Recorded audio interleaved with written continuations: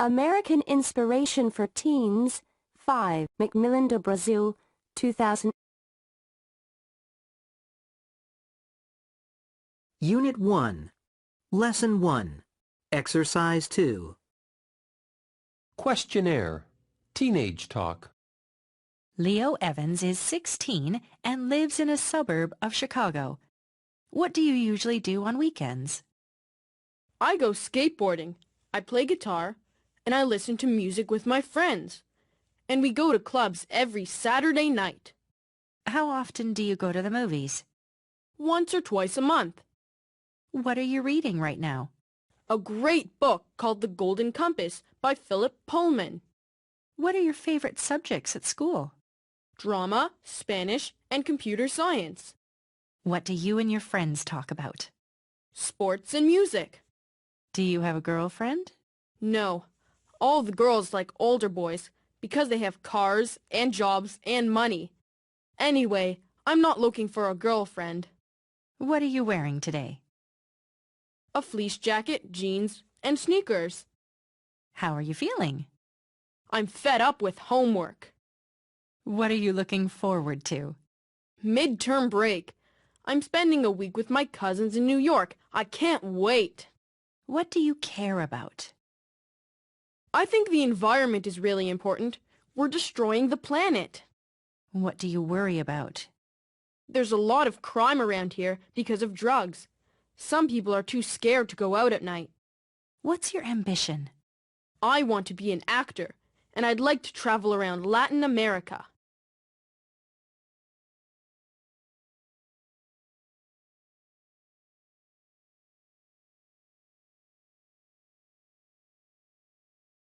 Unit 1, Lesson 1, Exercise 6.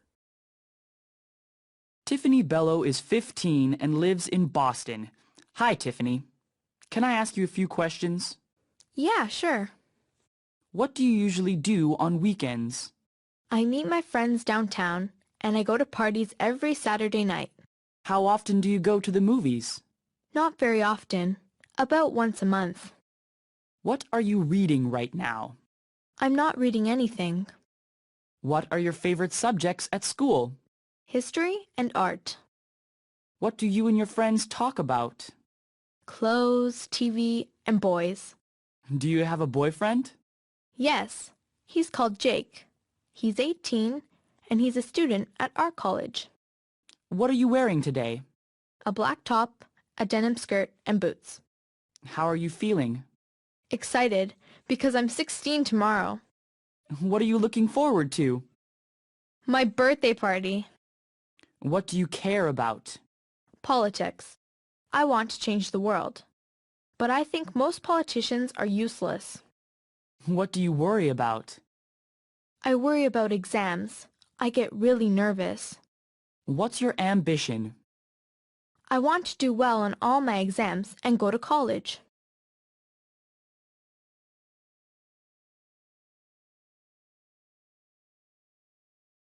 Unit 1, Lesson 1, Exercise 7. College. Cousin. Money. Month. Not. Once. Politics. Soccer. Top. Worry. Job. College. Not. Politics. Soccer. Top.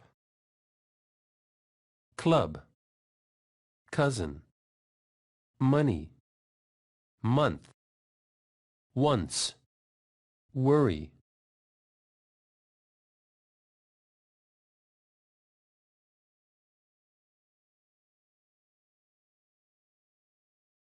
Unit 1, Lesson 2, Exercise 2.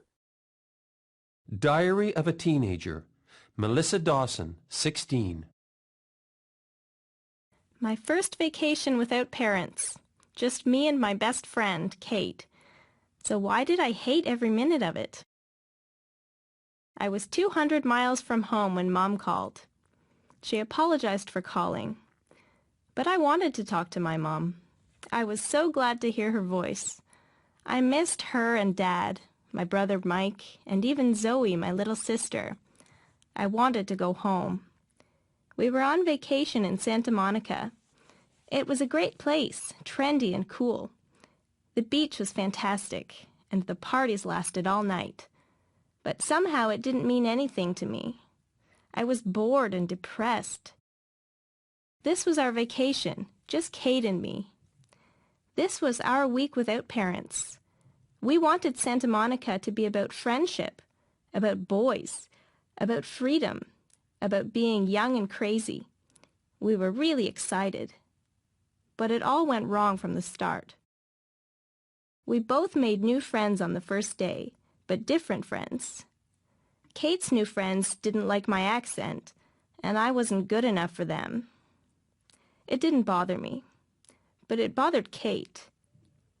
She wanted me to speak better. I wanted her friends to leave me alone. We didn't spend any time together. I was with my new friends, and she was with hers. My friends laughed at my jokes, and I wanted to have a good time. But in fact, I felt really sad and lonely. I was 200 miles from home, and I nearly cried when I heard my mother's voice. I tried to sound cheerful. I didn't want her to know I was miserable. Then I felt someone's eyes on me and turned around. It was Kate with her cell phone to her ear. She didn't look very happy either. Did she feel the same as me? Was she also on the phone home?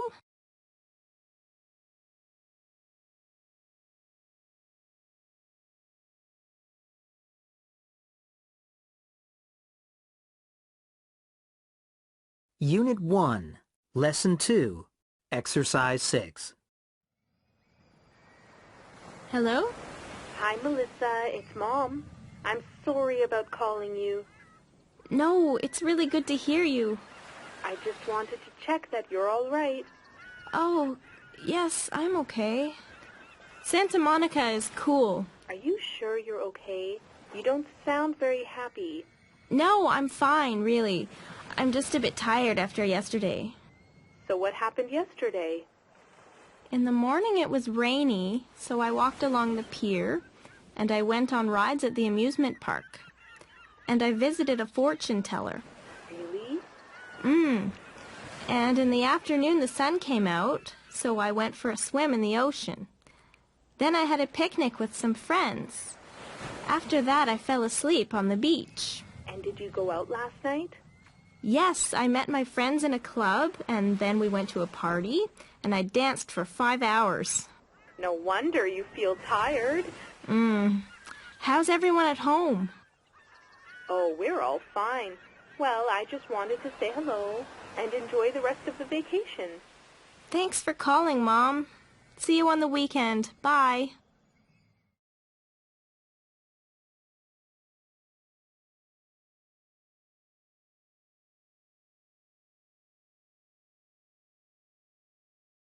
Unit 1, Lesson 2, Exercise 9. The. Both. Anything. Math. Month. The. Together. Bother. Brother. Either. Mother.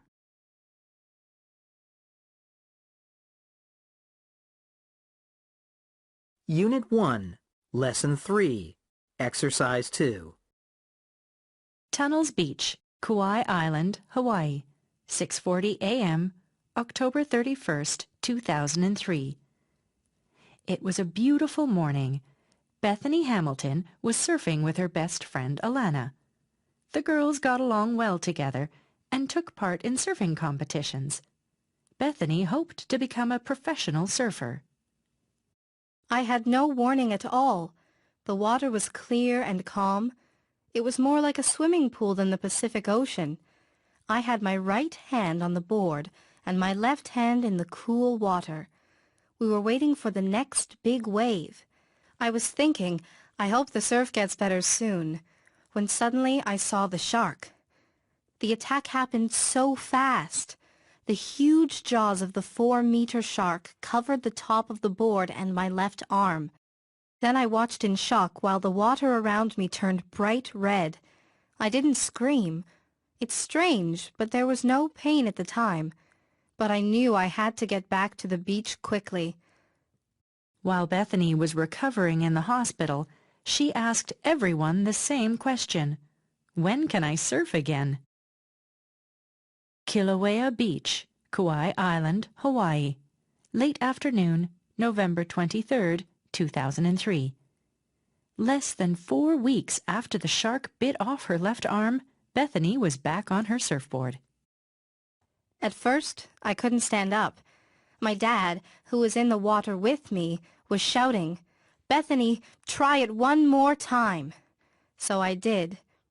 When a wave came, I caught it, put my hand on the board to push up, and I was standing. Once I was on my feet, everything was easy. I was all wet, but I could still feel tears of happiness on my face. Everyone was cheering for me. It was a great moment. Bethany trained hard and entered surfing competitions again. In 2005, she won her first national championship.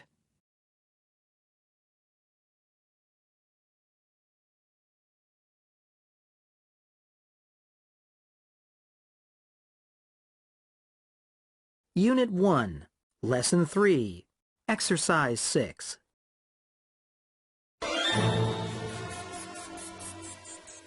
A teenager survived a dramatic crocodile attack last week.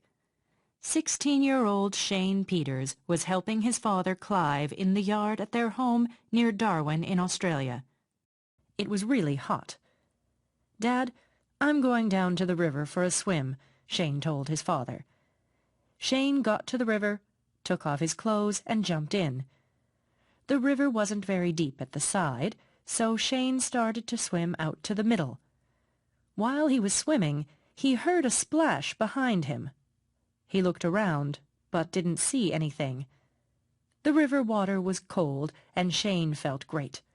In the middle, he turned around and started to swim back. Then he had a shock. A large crocodile was swimming toward him. Shane thought quickly and then shouted, "Help! Dad! Crocodile!"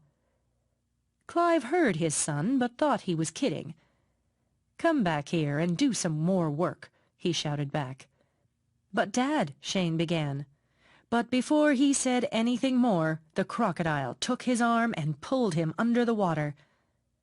Shane kicked the crocodile hard, and to his surprise, the animal opened its jaws and let him go. Shane started to swim to the side as fast as he could, but the crocodile was faster and came after him. The water wasn't very deep now, and Shane stopped swimming and stood up. He turned, and there was the crocodile right in front of him. They were face to face.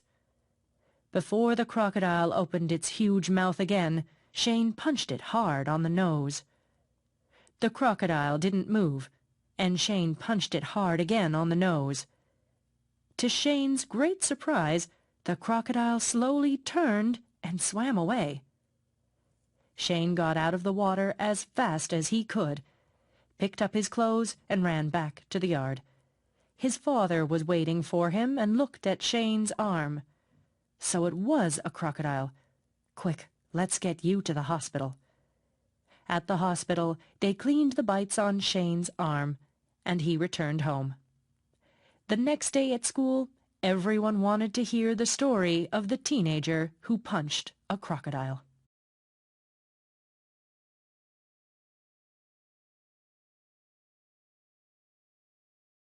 Unit 1, Lesson 3, Exercise 8. Change. Cheer.